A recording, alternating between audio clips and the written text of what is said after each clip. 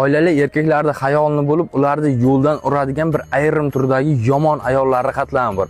O'sha ayollar bilib olsinki, ularning bu harakatlari ularga nisbatan jinoiy javobgarlikni belgilanishiga sabab bo'lishi mumkin. Hozirgi kunda juda ham ko'paygan mana shunaqa harakatlar, ya'ni oilali, xotin bola chaqasi bor erkaklarni o'sha ko'chadagi yomon ayollar xayolini bo'lib, ularga ishqiy munosabat taklif qilib, asl maqsadi o'zlarining moddiy manfaatlarini ko'zlab, ularning oilasini buzilishiga sababchi bo'lib qolyapti. Qaranglar, O'zbekiston Respublikasining qonunchiligiga muvofiq oilaga uchinchi shaxs aralashuviga yo'l qo'yilmaydi va uchinchi shaxs aralashuvi sababli agar oila buzilib ketadigan bo'lsa, o'sha yerdagi holatdan kelib chiqqan holatda o'sha uchinchi shaxsga nisbatan javobgarlik belgilanib, kerak bo'lsa ozodlikdan mahrum ham qilinishi mumkin. Hozirgi kunda o'sha ko'chadagi yomon ayollar tomonidan erkaklarning xayoli bo'linyapti, ularga ishqiy munosabat taklif qilinyapti va buning natijasida o'zining shirin baxtli oilasi buzilib ketyapti. Mana shu holatda agar o'sha erkakning xotini borib ustinglardan shikoyat qiladigan bo'lsa, javobgarlikka tortilsa, holat bo'yicha ma'muriy yoki jinoiy javobgarlik belgilanib, birorta bir jazo turini olib, kerak bo'lsa ozodlikdan ham mahrum qilinishingiz mumkin va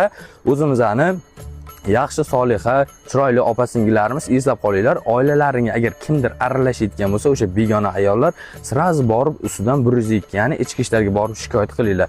Endi erkaklar unaqa, erkaklar bunaqa degan gap so'zdan bo'lishi mumkin. Hozir bu yerda o'sha ko'chadagi yomon ayol agar erkakka ko'zini suzmasa, erkak unga qarab ketib qolmaydi. Ya'ni g'onajin ko'zini suzmasa, buqa ipini uzmaydi degan gap. Video foydali bo'lgan bo'lsa, obuna bo'lishni va videoni barcha yaqinlaringizga yuborib qo'yishni unutmang.